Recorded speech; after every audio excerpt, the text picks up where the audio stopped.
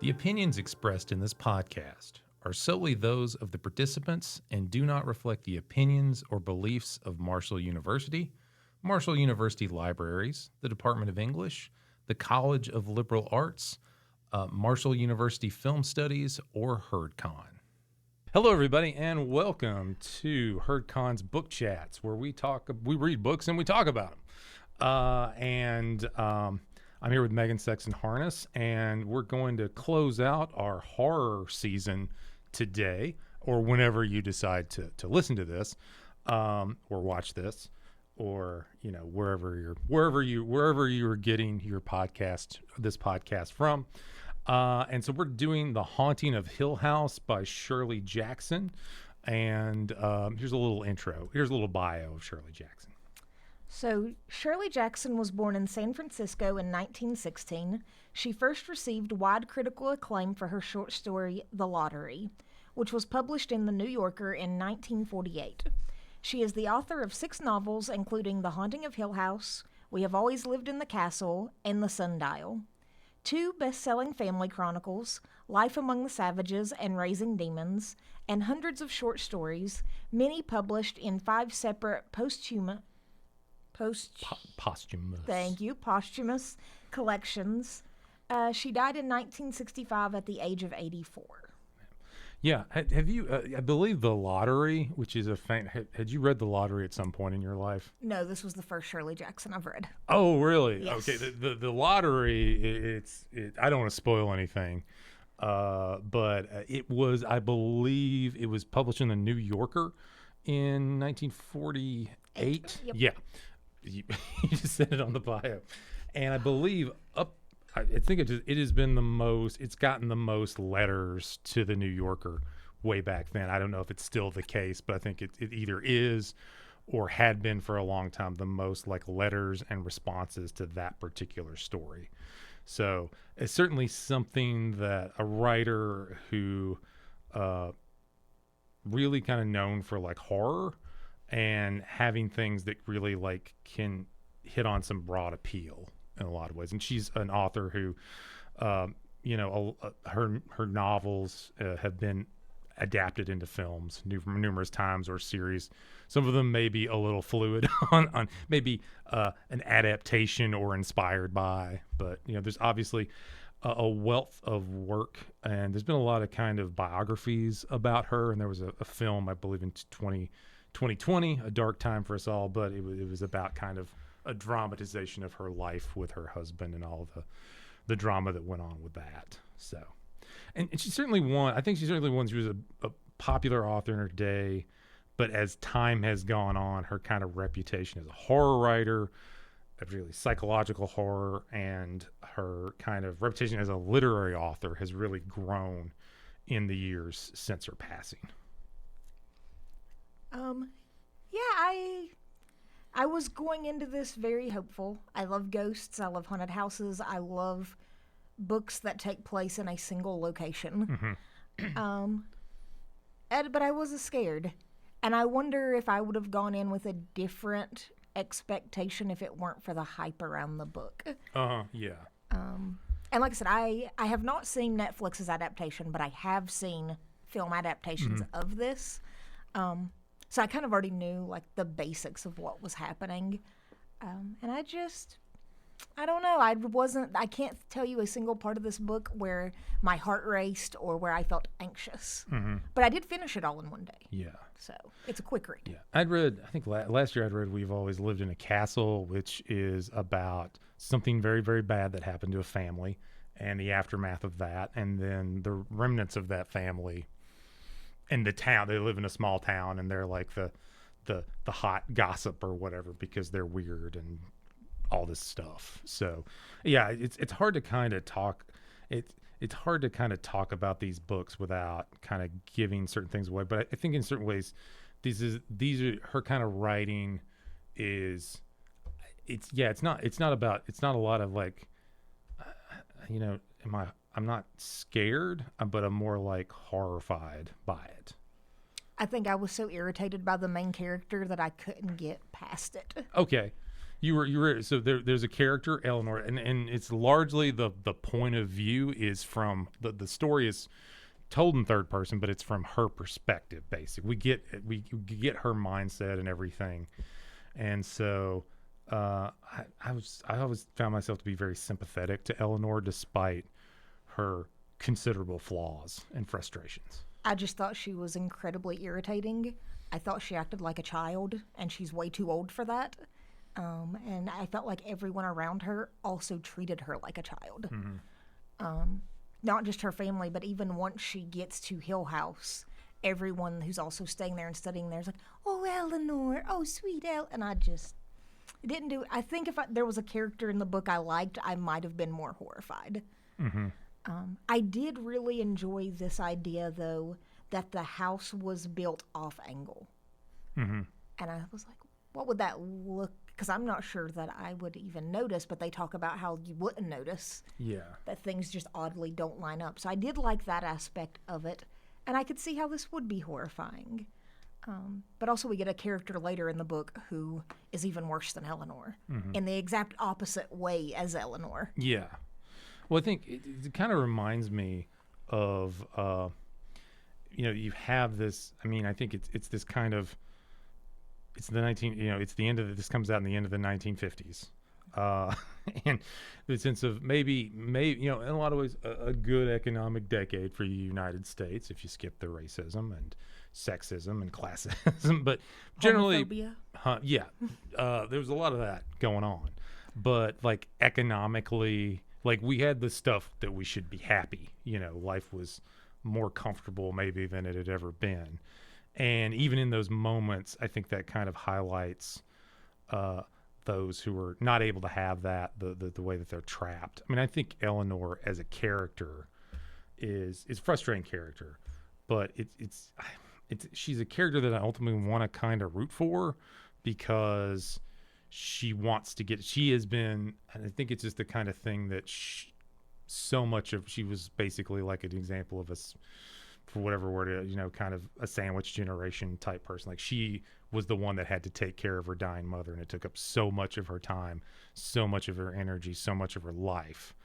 And that escape for her is to answer an ad, an inquiry. Do you want to spend the summer at a haunted house while we research it? And having to like bargain with her kind of, sister and the brother-in-law to get the car, and then she up and steals it. I kind of can't help root for a character like that. See, I was on Eleanor's side when she stole the car. My problem was I felt like she had no development after that. That was the big rebellious moment, and there was, to me, never another. She never added on to that. She never developed more as her own person. She was still just kind of. Well, it is a little bit. I was thinking about like works that are. This was one that often gets said. This is a work of Gothic literature or whatever. If you're familiar with that at all, like Frankenstein, Dracula, any things. Basically, it's kind of anything that it deals with the supernatural, and I think it's. From my understanding, like Gothic literature, really it's kind of post Enlightenment, and so therefore it is something that tries to grapple with the unknowing through logic and reason. So you have things like Dracula. He's these scientific men. How do we fight Dracula? Or Frankenstein is like, how do we create life? How do we create life from dead material? And what are the implications of that? And so there are these kind of things that because it's a world that's now a scientific world, so we can't completely remove ourselves from that scientific world, and therefore how do they try to understand and grapple with this seeming supernatural haunted house in a sense? And I think before that, this would be something that would be a folktale, this would be a fairy tale, this would be a ghost story, and there'd be no need to try to explain or reason here what is this thing that's going on. And I think to the kind of just looking at just refreshing my sense about Gothic literature, that usually they tend to be very psychological in their exploration of characters, and so therefore folk tales and fairy tales don't tend not to be very psychologically shallow, just because it's this mythical, iconic, archetypal story. And then so you have this kind of model, but then you're putting that kind of psychological and more kind of more in-depth exploration of character at that point. So, but also like, how do we like reason with the fact that there is a house that seems to be behaving in strange and disruptive and maddening ways? I did like the house. I love Gothic architecture. Victorian architecture specifically is one of my favorites. So I loved the descriptions of the house and this decaying thing. Like I said, I just wish the characters would have lived up to how cool the house and the premise of this book was. I mean, I don't know. I generally feel like the characters. I mean, I think in some ways that the characters are almost like checkers or chess pieces in the story, that they behave in a particular way. And it's something that you kind of noted in our notes. The Mrs. Dudley, who is just repetitively saying the same things again and again. You know, I serve lunch at this time. I serve dinner at this time. I clean up afterwards. That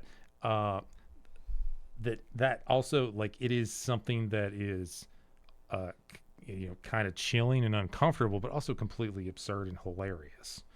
It made me it made me think of like and again, keep in mind, when I was getting my PhD, I did a comprehensive whatever those folders, whatever we call them. You forget about it after you do it. A kind of focus area on humor. And so one of the books that I was reading was Henry Bergson's Laughter. It's a French philosopher in 1900. He talks about what makes things humorous, characters humorous, are their plasticity. And in this regard, he means inflexibility. So these characters that can't help but consistently do the same thing over and over again become hilarious. So think about like Adam Sandler. He's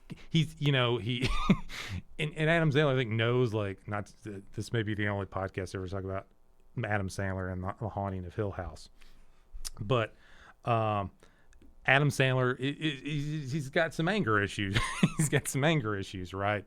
And so his characters often can't help themselves, and that's what makes him fun. It's like, okay, he's going to get angry. How is he going to get angry?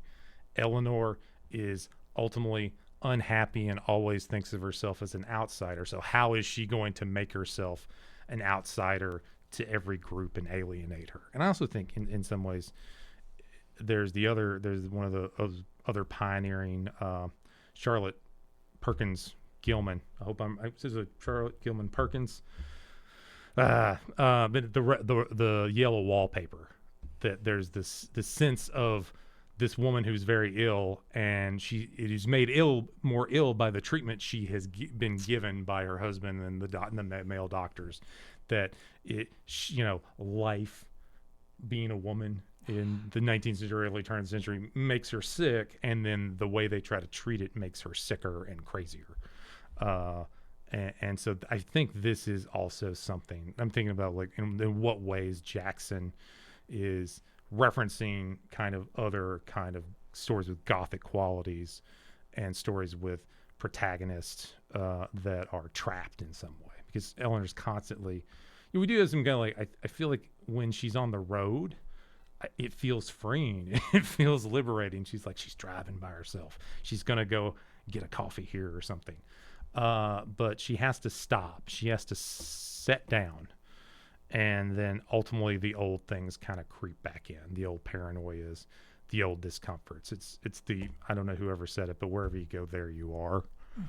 That is Eleanor to me. She is incapable, because she has lived the life that she's lived.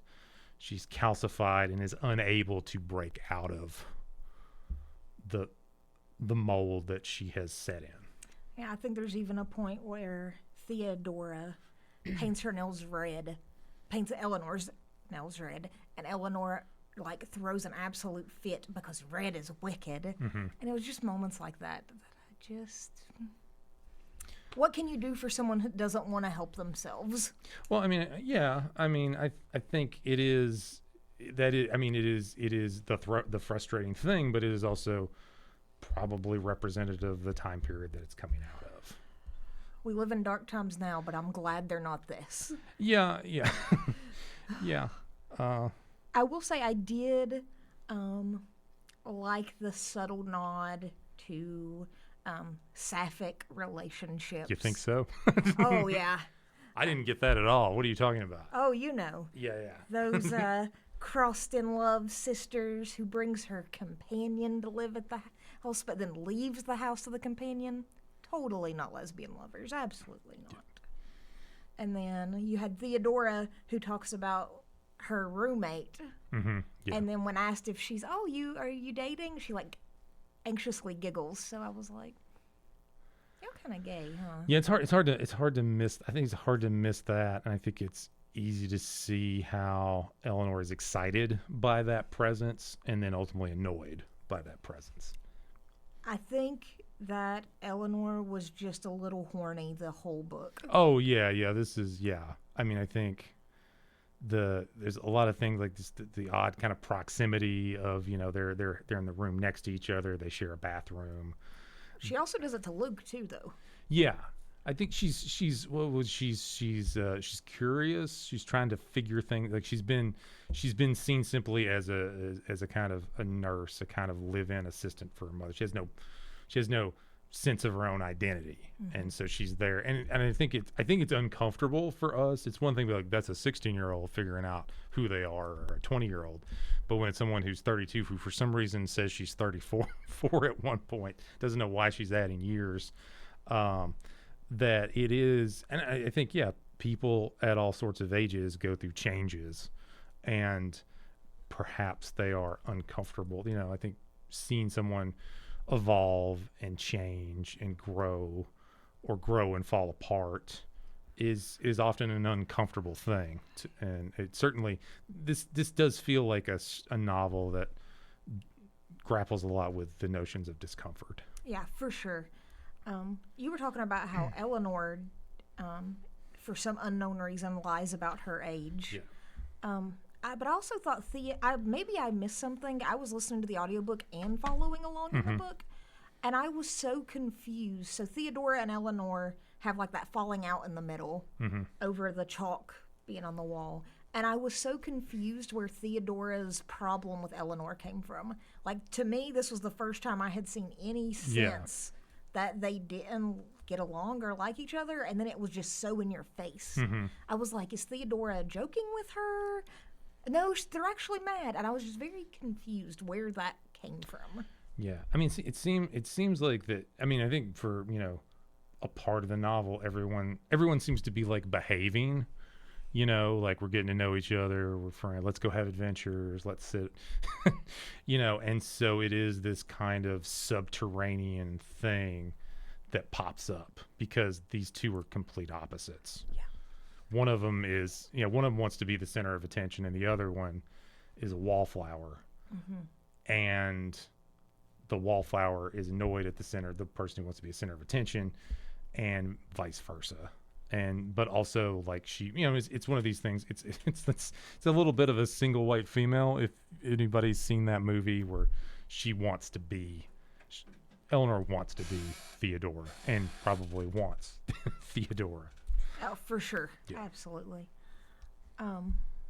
Also, the house itself, like the backstory, I thought it was really interesting that the house seemed to push away the actual owners while pulling in everyone else. Because we have both Dudleys who are very protective of this house, even though they'll never own it. We have the companion who is also very drawn to the house, and then Eleanor. But with Eleanor, I was curious. We have the story about the sisters who fought for the house. Yeah. And I'm like, so was Eleanor, we never found out anything about the younger sister. I'm like, was she actually descendant? Is that why she can see what's happening in the house? Because she actually is from the house? Was her mom the youngest sister that we don't learn about? And that's why her mom is able to channel her through this house? Yeah, I don't know. That would certainly put things in a neat bow. It would certainly put things in a neat bow I do like neat bows. Oh yeah, yeah. I mean, I think too that the idea also that there is a kind of subjectivity to the house, that the house wants what it wants, and it wants the Dudleys because the Dudleys will keep it up to a degree, and it kicks out people. So it is its own kind of organism, which then it gets kind of freaky, like you're living in this other living thing, which, I mean, that's what a house is, you know. And parts of it are in good shape, parts like the human body, parts of it in good shape, parts of it are in bad shape. Things are malfunctioning, some things function okay. And and you can kind of see how it is something that kind of it wants what it wants. I kind of also wonder if the house itself, the narrator has, you know, that it is a little bit like the house itself, that it is that kind of control, because it's the thing that controls the narrative. It feels, you know, one thing it feels like, you know, I don't want to give reality TV show producers any ideas, but having, you know, this has decades beforehand, it has a very reality TV like vibe to it, you know, that the people that are disparate and will, you know, they don't cast a bunch of people who get along to put them in a house together. They cast people who will bicker and fight with each other, and so that it has that kind of vibe. You know, it's the essence of conflict, right? These people are ultimately not going to get along, and they're going to fight amongst themselves, and we're going to enjoy it. But I think it is this kind of sense of wanting to create turmoil and contradiction, where for a long time, for a good bit, these characters, you know, Theodore and Eleanor are kind of, they want, you know, however you want to read it, they would be lovers. They want to be friends. They want to stay connected. They're at the hip, the cousins. Until Eleanor tries to move in with Theodore, and she's like, no, thank you. Yeah. You are not living with me. Yeah. And they have all these things. And it is, I think it is kind of, I mean, I also kind of wonder if you can kind of read Eleanor as that kind of tragic gay or lesbian character ultimately. I know. It's the 50s. It was a big thing. Our gays. It's a big thing. Yeah, they've got to die. I don't agree with it, but this was just a trend that happened in novels and movies. Still does. Yeah. I would be really interested to see someone who has more knowledge and who spent more time with this book than I have. Look at, when did the actual house start infecting Eleanor's mind? Was it infecting her from a distance? Because what we know of Eleanor, she would have never stolen that car. Mm-hmm. So I wonder how much of those decision-making were already the house calling to her and pulling her in. Mm-hmm. So I would love to read, like I said, someone who spent more time, like actually analyzing a Jackson her scholar. Yeah, I guess so. There are Jackson scholars out there. Yeah. What behaviors are Eleanor's, and what behaviors is the house controlling and shaping into her? I mean, I feel like ultimately, like, it's what, I mean, she kind of, this is what she wants. It's something, it's a little bit like, I was thinking about, like, I'm trying to do this project about the heroine's journey, in the film Barbie. I don't know if it'll ever get done, but yeah, the idea of the hero's journey, the monomyth, and then there's also a kind of corollary with the heroine's journey, and that typically those narratives, while the male hero's journey tends to be a linear, like point A to point B to whatever, then the heroine's journey tends to be more of a circular narrative and happens over a short space. Mm-hmm. This is something I'm trying to learn about, but that it tends to be a circular narrative and over like a particular space. So you think about like houses, gardens, schools, places where you go where routines happen. That is where the adventures and hijinks of heroines in the kind of parallel to the monomyth. On that, I wonder if maybe that was also part of Eleanor's breakdown, was that her whole life she's been this caretaker, and now she's suddenly in this environment where she's the one being cared for. Mm-hmm. And so it would kind of break her circular which would then lead to her ultimate breakdown. Yeah. They're like, she can't take it. Yeah, she can't, I guess, identify herself with anything other than caretaking. Yeah. So being surrounded by people who are caring for her kind of like sent her into almost like an overdrive, or like a, how am I ever going to take care of myself again? Yeah. Kind of panic. Yeah. Yeah. I mean, I think that this is, again, kind of post World War II America. How does a woman define herself? It's in relation to a man or her family. So she is a daughter, and, a caretaker. And then, and people get into those roles, and it's hard to, once you're in those things, it's hard to get out of them. You don't know what else to, it's okay. You're like Red in, in the Shawshank Redemption. Like, he's an institutional man. He doesn't know how to do anything else because he's been doing what he's been doing for so long. And that, it's something that's a shock to her. I think it's something that she seeks and wants to try out, but ultimately she is who she is. Once people are carers for so long, it's really hard for them to step back and let people care for them. Yeah. Especially if her sister and brother-in-law are anything to go off of. Eleanor's never genuinely been cared about. Mm-hmm. Yeah. And I think that's what she's reaching for, but also the thing that scares her the most. Mm-hmm. And to be vulnerable and to be needed. Yeah, at some point she's just been kind of scarred over. She can't, and again, I think ultimately that's what makes it a tragic story, right? She can't handle, the house has taken its toll on her. But I also think she couldn't take agency even in calling herself a caregiver. One of the parts I really did enjoy, it was the driving scene, and a little bit after she gets to Hill House. For me, it read as her trying to define herself and give herself agency by saying things like, I can swim, Mm-hmm. I like apple pie. Just really weird things that you would, I don't know. It just came off as weird, but in that context, I felt it was like her trying to say, these are the things I know about myself. Mm-hmm. Like, Yeah. I don't know.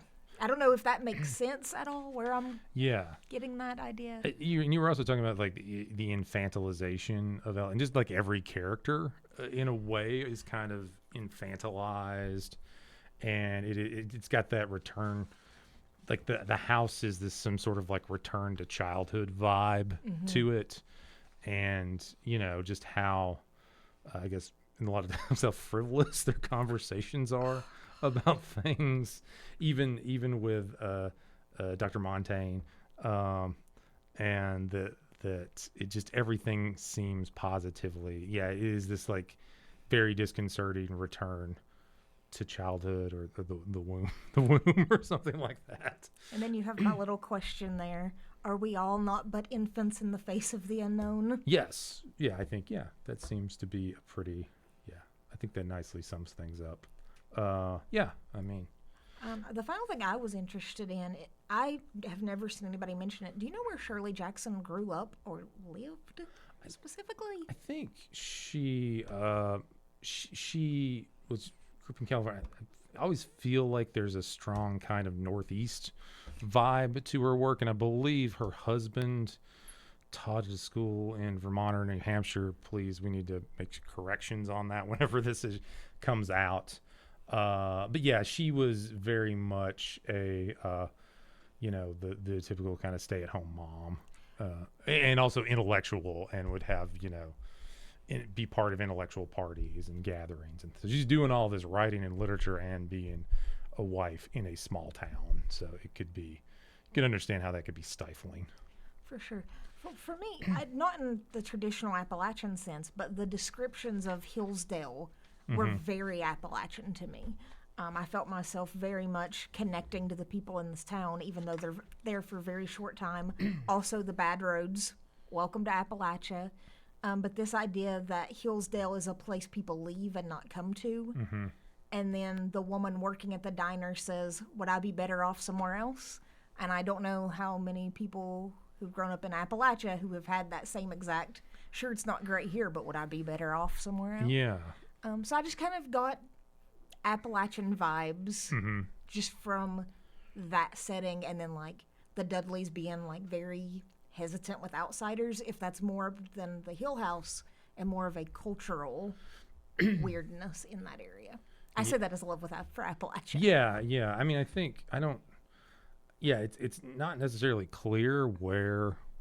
It never ever made clear where the house is. It's a place with trees, and they've cultivated land, and and it's something that feels more eastern U.S. than western U.S.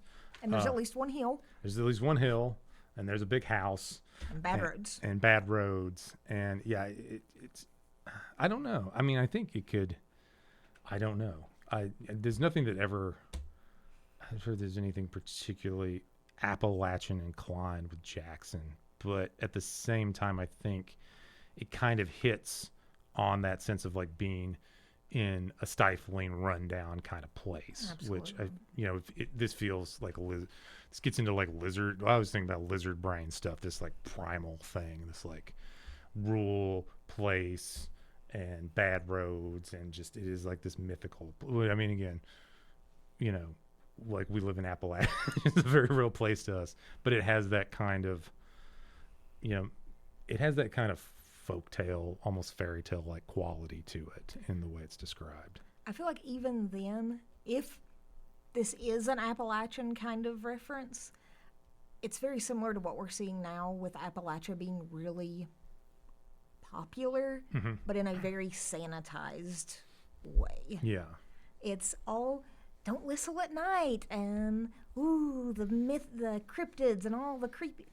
And it's like, you know what's more creepy? Not having clean water. Yeah. That's what's creepy. Yeah. It feels a lot like a kind of mythical. It feels more mythical and folkloric than anything that feels. It doesn't feel like necessarily a grounded place with history. And and it's also like kind of looking over. It's like I don't recall much mentioning of the First Nations that had occupied the land and things like that. So it is this thing that seems to have this kind of disavow. It fits a certain time period. The house, the place existed as long as the house existed, and there's nothing before and there's nothing after. So it is this kind of time warp kind of thing. Maybe I am just a horror aficionado, but the second Dr. Montague, I think that's how it's pronounced, refused to answer questions before dinner because he was afraid they would leave, I'd have left. If you're too afraid to even tell me where I am, then I probably don't want to be here anyway. Yeah. I mean, it also has that kind of, like, it is like, I think Eleanor is our vessel of experience, for better or for worse, and that we're kind of trapped there with her in a way. There's there's a distance of the narrator, which gives it distance, and then there's what she's going through, which again, I think the narrator gets kind of sassy about, her at certain points. I think that I relate more to Theodora, and I might have enjoyed this story more if it was through her lens. She's just much more entertaining, I guess. Eleanor, like I said, she's a wallflower, and I just couldn't. I think that's why I was so bored in this book, was because I thought Eleanor was very boring. Oh, well, I mean, and I think this is sometimes it happens in these kind of stories, is that often I also kind of wonder whoever the main character. People say like, oh, the main character in some story is the least interesting character. And I would dare to venture that if you put it in another person's point of view that you think is more interesting, they will just be the boring character, because you're like, oh, we get to peer into their neuroses and pettiness, and you will be bored by that because you know many people who are petty. I also think that I just can't help but see Catherine Zeta-Jones every time I think of Theodora, so that doesn't hurt. Yeah, it doesn't, but it seems like really good casting. And I think in the earlier, like the 60s version, it was Claire Bloom, who was this very well-established actress, very, kind of well-regarded stage actress. So, yeah, I could see both of those. I'd see why those actors got cast in those roles. So I couldn't help but feel bad for the doctor. He finally writes the big paper he's always wanted to write, and 2 thumbs down. This is like the most, yeah, it feels like the most, although, I'm in English, so that's not the kind of, I don't do a lot of, we're not generally doing it. We do like a lot of scholarly research. We don't do like field work per se. And that it is like, hey, this sounds like a great idea. And then once you get it all down, it doesn't, it's like everything is like less and less and less and less. But he tries certainly to try to reason things out and like, we didn't hear them. This happened, trying to piece together what this thing is, what's going on. And, it also like it's trying to demystify something that we want to stay mystical in some way and supernatural. So, yeah. I feel that I miss the days when I could just so easily believe in ghosts. Yeah. Now I believe because I want to believe, not because it's logical, at least in my brain. I remember, one of my understanding like parapsychology.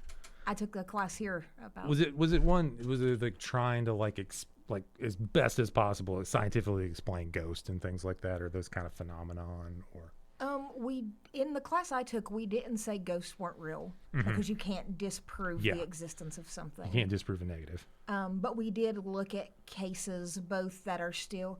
I took it with Chris LeGros over in the psych department, and his big irritation was quit saying something is unexplainable. It's not unexplainable. It's currently unexplained. Yeah. So we looked at it through that lens of. We looked at cases that were still unexplained currently, but we also looked at cases where it was clearly sleep paralysis or whatever have you. So kind of we tried to take a very middle neutral path of letting us explore our own thoughts. Yeah, I went to State University of West Georgia for my undergrad. The initials were sewage. Lovely. And I took intro to psychology. I didn't take, there was a parapsychology class that apparently was pretty popular. I think those are always like pretty popular wherever they're offered. And I believe there's a guy named Dr. Roll. And I actually saw him in like a Discovery Channel thing about a ghost haunting or whatever. This would have been in the early to mid 2000s. And he was very, by all accounts, he was very like, he wanted he wanted to, as much as possible, like, why are people seeing ghosts? And some of the ideas, again, we can always post a correction because this is what I remember from like 22 years ago, is that places like the Oracle at Delphi, there's obviously these vapors, gaseous vapors, and people are sensitive to them. And that it was something more like that, why do people have ghost sightings at the same places? There's something about it, chemicals, gases that people take and people are susceptible for it may see visions and things like that. So as much as possible to try to explain, well, why are you seeing these things? One of the things we talked about, I can't remember the exact statistics, I'm not going to give it, but there was a statistic of how many of these ghost sightings happen either in the dark or right after someone's woken up. Yeah. So even if it's not an actual environmental cause, a psychological one. I can't remember the phenomenon, but that we look for patterns, we look for humans. So if it's dark and we're still kind of hazy and we see an outline of our coat, our brain might. Yeah. Well, there's one part where Eleanor thinks she's holding somebody's hand, but she doesn't know whose hand she's holding. When there's an obvious answer that it's Theodora who's holding her hand. I thought Theodora was too far away. It's too far away. Her back was to her. Yeah, okay. So, yeah. Because she thinks she's holding Theodora's hand. Yeah. And I think so to what extent, that's the thing, like, what are things that are actually happening in the house and what are things are Eleanor's imagination? And you have every other people experiencing the same thing, so there's something going on. But also, what is Eleanor imagining too? So it's that kind of. I will say I am very relieved that this book never specifically said Eleanor's experienced all of this because she's gone through something traumatic. I absolutely hate that. I think that is a cop-out every time it's used. And I think that it does bad things for people who do experience trauma. So I was very relieved that Shirley Jackson might have hinted at it and put some things in there, but she never said, Eleanor's this way because she's been through trauma. Yeah. Thank you, Shirley. Yeah, and I think it kind of lessens a story when it does that. Not that someone can read it and say, oh, that's you can interpret it as someone's going through a trauma response, but it's this particular trauma response that you find in the DSM or something like that. I think that lessens it. And I think also it's always a touchy thing of like applying psychological diagnoses to fictional characters or historical characters from fiction from different eras. I think you're always gonna, beware. Like I said earlier, I want to believe. So then giving me some kind of, I'm like, why couldn't you have let me decide if I believed that it was all in her head or an actual ghost? I would prefer that. Funny enough, as much as I love tight little bows at the end. Yeah. Well, I mean, it ultimately is that kind. I mean, it's a ghost story, right? It's a haunted house story. So it's got to be. Yeah, I don't want there's just been somebody in the house the whole time, and I think there's certain stories that work just fine with that. But I think it's something that ultimately it's probing the cycle. It's probing the unconscious and the depths below and yada yada yada all that. Have you read many books by the author Riley Sager? No. He is very popular in the horror sphere. And I've read several of his books. I'll probably read several more. They're not bad, but he has a tendency to do that, and it drives me insane. It'll be a haunted house story, and he'll be like, actually, there was just someone in the house the whole time. And that drives me nuts. I think that works if it's like a detective story. Who killed this person or who's stealing the cheese or whatever, and they're like, oh, of course, it is the hungry poor boy from down in the valley. He's stealing the cheese. But then he does the exact opposite too. You'll think you're reading a completely normal murder mystery, and then bam, supernatural. And I'm like, yeah, I love a good twist. It's not a good twist when there was no hint at all that it was something not even in our universe. Yeah.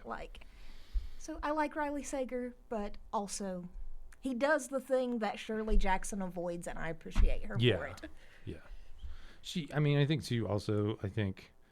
I suspect she lived a very, obviously she was married and had a family and having to be in the 50s, being a woman in the 1950s. We know what Sylvia Plath did. Yeah. There's just this supreme discomfort and disenchantment, and it comes across. And I think, to me at least, there's always reading this, there's just this discomfort in it. I can't. It's not I'm scared, but it's this is just, there's something that's uncomfortable, and there's something that's cringy in the old sense. I cringe for Eleanor and, what she goes through and the silly things she says and all that. So, Dr. Lumpkin, are you crazy? The 50s were the best time to be a woman. Yes. So, yeah. I'm not sure I have any more thoughts. Yeah, I think it is. I think it ultimately, I think it's.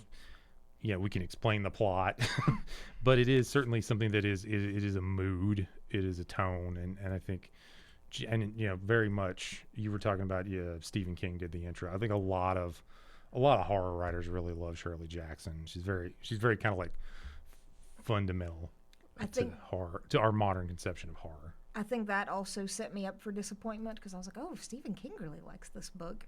He likes a lot of stuff, though. Yeah, it's true. That's fine. He likes stuff. But we were talking before that when I was reading his introduction and then the book, I was put in mind of his work, Rose Red, and how much I loved Rose Red growing up. And now I'm like, oh, he was just retelling The Haunting of Hill House. In my opinion, better, but it's okay. I feel like a couple of people go to this haunted house. But it's the parapsychology, it's the house itself attacking the people, almost plot point per plot point, but with more parapsychologists. Yeah. I think it ultimately is this kind of story. It is whatever the master plots are, but strangers get together in a reality show and go through a haunted house. Basically, isn't every like ghost hunter show, like about going to a haunted house or a haunted area. Isn't it basically this is the text for all of that? I mean, really. So See, I prefer the shows where they're not investigating and they just tell me the spooky stories. Yeah. I don't want to see you talking to a really annoying loud spirit box. Yeah. No, thank you. Or here's a photo of a blob. We've got a glowing blob in the photo you just took. Even though watching Zach Bagans is just a joy in itself, he's so cringy that it's funny. Mm-hmm. At least he's entertaining. Yeah. So I think yeah. I mean, I think it's one of those things like a house. Domesticity. This is where horror comes. Our own discomfort in these spaces. And yeah, it is. I think ultimately this kind of. There's not anything that's like going to jump out and get you. But it is this kind of horror that drives, and ultimately that we are sadly who we're going to be, and we're not as much as we want to change, we are unable to change, and that is the real horror. The subversion of home. Yeah. Yes. This is definitely Hill House is all our houses are Hill House, perhaps. So, all righty. Well, that'll do it for us this time around. So we thank you for listening. Please make sure to like and subscribe and share all that good stuff. So take care and be well.